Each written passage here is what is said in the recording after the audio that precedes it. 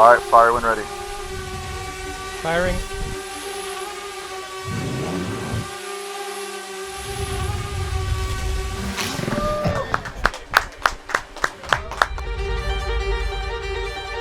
A couple years ago, something happened in my life that touched me very deeply. My close friend from my childhood died from a drone strike in Ukraine, and so I had this guttural reaction to try to do something.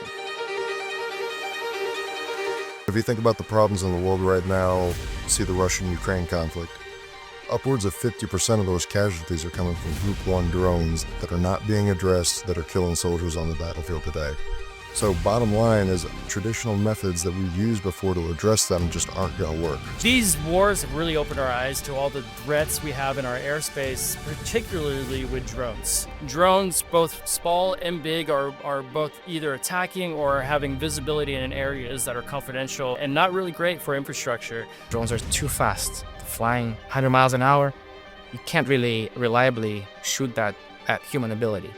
So you need some automation. So what we do is we make a directed energy weapon, which is really just a fancy way of saying a high energy laser. Realistically, we're trying to shoot down drones at an extended perimeter. Once a drone gets to a certain distance, they've now become a pretty good threat. We believe that there will be a tiered approach.